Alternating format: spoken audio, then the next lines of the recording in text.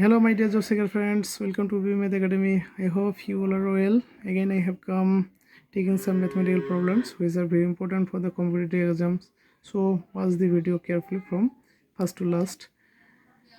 এই অঙ্কটি সলিউশন করার পূর্বে আমরা ভালোমতো অঙ্কটি পড়ব, বুঝবো, তারপর সলিউশন করার চেষ্টা করব। এখানে কি বলছে? টাকায় 5টি মার্বেল বিক্রয় করে 12% ক্ষতি হয়। 10% লাভ করতে হলে টাকায় কয়টি বিক্রয় করতে হবে? অর্থাৎ 1 টাকায় 5টি মার্বেল বিক্রয় করলে 12% ক্ষতি হয়, 10% লাভ করতে হবে। তাহলে অবভিয়াসলি বোঝা যাচ্ছে যে 1 টাকায় 5টির তুলনায় কম মার্বেল বিক্রি করতে হবে, তাহলেই তো লাভ হতে পারে, তাই না? তো এখানে অপশনগুলো দেওয়া রয়েছে 7, 5, 4, 3। আমরা শিওর না 4 না 3 উত্তর হবে। হ্যাঁ, প্রথমে একটু বলে রাখি, এই অঙ্কটি প্রথমে আমরা শর্টকাট ফর্মুলা ইউজ করে দেখব, তারপর ডিটেলস দেখব। এই শর্টকাট ফর্মুলা ইউজ করে আমরা এই গাণিতিক সমস্যাটির সমাধান করব। এখানে n1 বলতে কি, এই যে টাকায়, হ্যাঁ 1 টাকায়, দেখেন এখানেও বলছে টাকায় মানে 1 টাকায়, এখানেও বলছে টাকায়, তার মানে কি 1 টাকায়, তাই না? এখানে একটি সংখ্যা দেওয়া রয়েছে, এটাকে ধরবো আমরা n1, ঠিক আছে? অর্থাৎ টাকায় 5টি মার্বেল বিক্রয় করে কত পার্সেন্ট ক্ষতি হয়? 12%। তার মানে শতকরা যেটা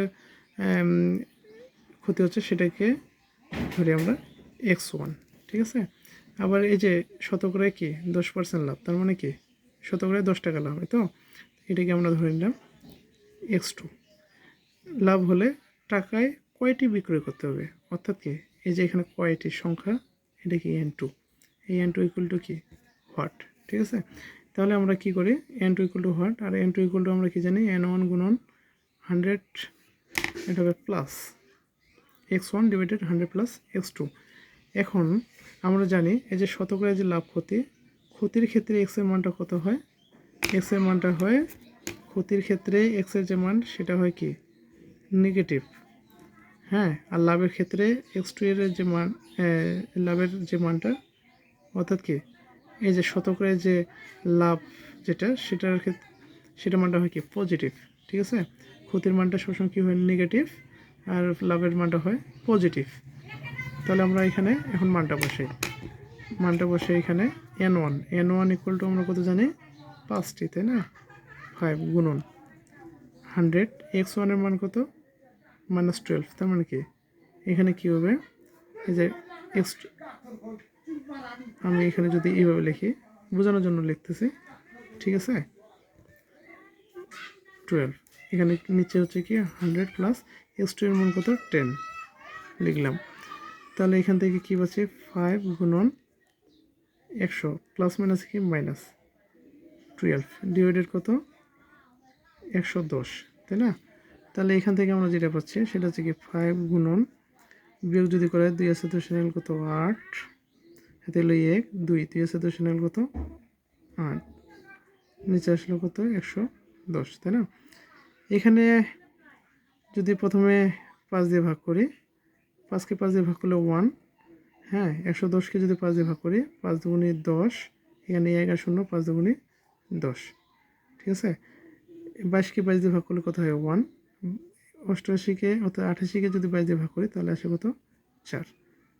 তার মানে এখানে কি, এখান থেকে পাচ্ছি কত n2 এর মান কত পাচ্ছি আমরা 4। তাহলে কি এখানে গ হচ্ছে আমাদের কাঙ্ক্ষিত উত্তর। তার মানে কি 1 টাকায় 5টি বিক্রি করলে 12% ক্ষতি হয়, 1 টাকায় যদি আমরা 4টি বিক্রি করি তাহলে কী হবে 10% লাভ হবে। এই তো এটা আমরা কি দেখলাম, শর্টকাট ফর্মুলা ইউজ করে। আমরা এখন ডিটেলস দেখব। আচ্ছা, আমরা ডিটেলস দেখি, ঠিক আছে? এই সাইডে আমি ডিটেলস করে দেখাবো, ঠিক আছে? ডিটেলস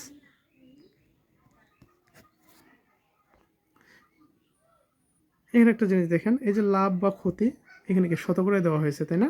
শতকরায় মানে কি 100-তে, এই জন্য আমরা ধরে নিই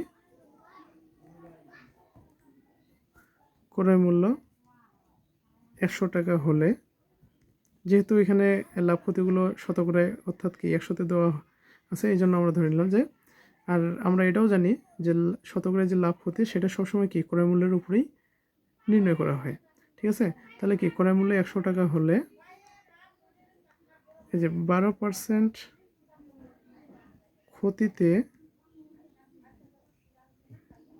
বিক্রয় মূল্য কত হবে?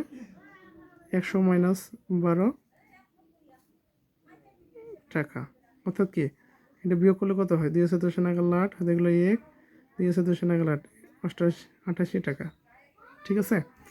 এখন যদি আবার এখানে কি 10% লাভ, 10% লাভে বিক্রয় মূল্য কত হবে? এই যে 100 প্লাস কি 10, তাই না? যখন লাভে বিক্রয় হয় তখন বিক্রয় মূল্যটা হয় কি লাভ প্লাস এই ক্রয় মূল্য প্লাস লাভ যত টাকা হয় সেটা। তাহলে এখানে কি ক্রয় মূল্য 100 আর 10 টাকা লাভ হয়, তাহলে বিক্রয় মূল্য হচ্ছে কত? 110 টাকা। ক্রয় মূল্য 100 টাকা, বিক্রয় মূল্য হলো 110 টাকা, 10% লাভে। হ্যাঁ, ঠিক একইভাবে 12% ক্ষতিতে যখন বিক্রয় মূল্য নির্ণয় করবো তখন ক্রয় মূল্য থেকে যেটা ক্ষতি হবে সেটা বিয়োগ করতে হবে, তাহলে বিক্রয় মূল্যটা আমরা পাবো। এখন আমরা যেটা লিখব, আচ্ছা এই যে এখানে মানটা পেলাম এটা কি 12% ক্ষতিতে না বিক্রয় মূল্য এটা, আর এটা 10% লাভে বিক্রয় মূল্য। তাহলে এখন আমরা এভাবে যদি লিখি যে 12% ক্ষতিতে বিক্রয় মূল্য 88 টাকা হলে, হ্যাঁ 88 টাকা হলে 10% লাভে বিক্রয় মূল্য কত পেয়েছি আমরা? 110 টাকা, তাই না? 12% ক্ষতিতে বিক্রয় মূল্য কত? 88 টাকা হলে 12% ক্ষতিতে বিক্রয় মূল্য 88 টাকা হলে 10% লাভে বিক্রয় মূল্য হচ্ছে কত? 110 টাকা। এই যে এখানে যে ক্ষতি হয়েছে কত? 1 টাকায় না? 1 টাকায় 5টি বিক্রি করাই তো 12% ক্ষতি হয়েছে, তাই না? তাহলে এই যে এখানে বলি, হ্যাঁ, যে 12% ক্ষতিতে বিক্রয় মূল্য যদি 1 টাকা হলে, হ্যাঁ 10% লাভের বিক্রয় মূল্য কত? কি কম হবে না? কি হবে? 110 ডিভাইডেড 88 টাকা। আচ্ছা আমি এই যে বিক্রয় মূল্য এই যে ক্ষতির এই যে 12% ক্ষতিতে বিক্রয় মূল্য 1 টাকা হলে 10% লাভের বিক্রয় মূল্য এটা কেন নির্ণয় করতেছে? 1 টাকায় কেন নির্ণয় করতেছে? বিক্রয় মূল্যটা 1 টাকায় কেন নির্ণয় করতেছে? এই যে কারণ হচ্ছে কি এখানে যে বলা হয়েছে এখানে কিন্তু 1 টাকায় অর্থ কি 1 টাকায় 5টি মার্বেল বিক্রি করে 12% ক্ষতি হয়েছে। আবার 10% লাভ করতে হলে টাকায় কয়টি বিক্রয় করতে হবে? এখানে কিন্তু 1 টাকার বিক্রয় বিক্রয় মূল্যটা কিন্তু 1 টাকার কথা এখানে উল্লেখ করা রয়েছে। এই জন্য আমরা 1 টাকায় কি এই যে লাভের ক্ষেত্রে বিক্রয় মূল্যটা নির্ণয় করতেছি। তাহলে এখানে যদি আমরা ক্যালকুলেশনটা করি তাহলে এখানে কত পাওয়া যায়?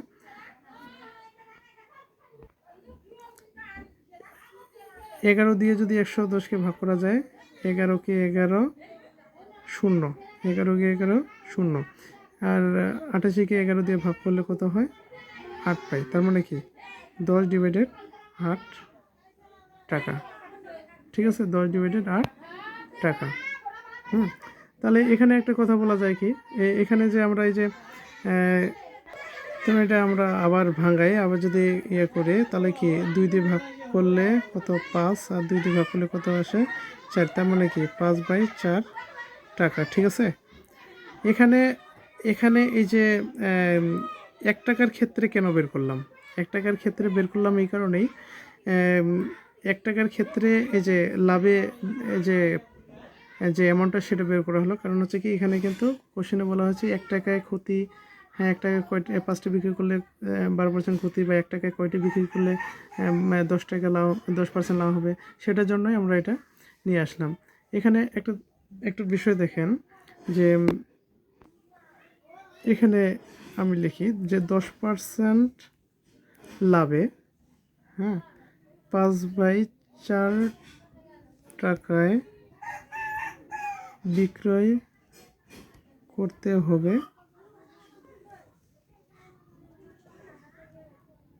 5টি মার্বেল। আচ্ছা যদি আমি 1 টাকায় 5টি মার্বেল বিক্রি করি তাহলে কি হয়? আমার 12% ক্ষতি হয়, তাই না? কিন্তু ওই এখানে কি 1 টাকায় 5টি মার্বেল আমি বিক্রি করলে কত হয়? 12% ক্ষতি হয়। কিন্তু যদি এই যে 5/4 টাকায় যদি এই 5টি মার্বেল বিক্রি করি তাহলে আবার কি হয় 10% লাভ হয়। একটু বুঝেন, 1 টাকায় যদি 5টি মার্বেল আমি বিক্রি করি তাহলে 12% ক্ষতি হয়, কিন্তু ওই 5/4 টাকায় যদি আমি 5টি মার্বেল বিক্রি করি তাহলে আবার কি হয় 10% লাভ হয়। এটাই এখানে বলা হয়েছে যে 10% লাভে 5/4 টাকায় বিক্রয় করতে হবে কটা 5টি মার্বেল। ঠিক আছে, যেহেতু টাকায় যেহেতু 1 টাকায় বলছে সেহেতু আমরা লিখব যে 10% লাভে তাহলে কি 1 টাকায় বিক্রয় করতে হবে কয়টি মার্বেল, কম তাই না, 5/5/4টি মার্বেল। তার মানে কি এটাকে আমরা কীভাবে লিখতে পারি, এই যে কোনো একটা সংখ্যাকে ভগ্নাংশ দিয়ে ভাগ করলে কী হয়, এই ভগ্নাংশটা কী হয় ইনভার্স, এই ভগ্নাংশের ইনভার্স ভগ্নাংশটা দিয়ে ওই সংখ্যাটাকে গুণ করলে কি হয় আমাদের ভাগফলটা আমরা পেয়ে যাই। ঠিক আছে, তাহলে কি করতে হবে 5 কেটে যাবে, এটা কী হবে 4টি মার্বেল। তার মানে কি এই যে 10% লাভে যদি আমরা বিক্রি করতে চাই তাহলে 1 টাকায় 4টি মার্বেল বিক্রি করতে হবে। বুঝতে পারছেন? আমি আরেকবার বলে রাখি, যেহেতু এখানে লাভ ক্ষতিগুলো শতকরায় দেওয়া রয়েছে এই জন্য আমরা ধরে নিলাম ক্রয় মূল্যটা কি 100 টাকা। এখন 12% ক্ষতিতে বিক্রয় মূল্য কীভাবে, যে ক্রয় মূল্য থেকে ক্ষতিটা বিয়োগ করলে যেটা পাওয়া যায় সেটা বিক্রয় মূল্য। আবার 10% লাভে বিক্রয় মূল্যটা কী হবে, ক্রয় মূল্যের সাথে লাভটা যোগ করলে বিক্রয় মূল্য পাওয়া যায়, তাই না? এখন 12% ক্ষতিতে যদি বিক্রয় মূল্য 88 টাকা হলে 10% লাভে বিক্রয় মূল্য কি, আমরা তো এটা বের করলাম, তাই না? এই 12% ক্ষতিতে 1 টাকা হলে 10% লাভে বিক্রয় মূল্য কত হবে, 5/4 টাকা আমরা পেলাম। এর অর্থটা কি, যে 1 টাকায় যদি আমরা 5টি বিক্রি করি তাহলে 12% ক্ষতি হয়, কিন্তু 5/4 টাকায় যদি 5টি হ্যাঁ 5টি মার্বেল বিক্রি করি তাহলে আবার কি হয় 10% লাভ হয়। ঠিক আছে, এখন এখন এটাই আমরা এখানে লিখতেছি যে 10% লাভে, অর্থাৎ 10% লাভে কি 5/4 টাকায় বিক্রি করতে হবে কি 5টি মার্বেল, যেহেতু 5টি মার্বেল এই টাকায় বিক্রি করলে আমাদের 10% লাভ হয়, এই কথাটা লেখা হচ্ছে। যে আবার এখানে কোশ্চেনে বলা হয়েছে কিন্তু যে 1 টাকায় কয়টি বিক্রি করতে হবে 10% লাভ করতে গেলে। এখন আমরা এখান থেকে এটাই বলতেছি 10% লাভে 1 টাকায় বিক্রি করতে হবে, ক্যালকুলেশন করে আমরা দেখলাম কত 4টি মার্বেল। ঠিক আছে, আমরা আরেকটা অঙ্ক দেখি। এখানে আরেকটা অঙ্ক কী বলছে, যে টাকায় 12টি লেবু বিক্রি করে 4% ক্ষতি হয়, এখন 40% লাভ করতে হলে কতটি লেবু বিক্রি করতে হবে, টাকায় বিক্রি করতে হবে। হিসাব কিন্তু একটাই, টাকায় মানে কি ওই 1 টাকায়, টাকায় মানে কি ওই 1 টাকায়। ঠিক আছে, এখানে হচ্ছে কি N1 12টি লেবু, এখানেও কি X1, হ্যাঁ এখানে এই যে লাভটা হচ্ছে কি X2, কতটি লেবু বিক্রি করতে হবে, কতটি মানে কি N2 ইকুয়াল টু কি হোয়াট, কতটি বিক্রি করতে হবে সেটাই আমাদের নির্ণয় করতে হবে, তাই না?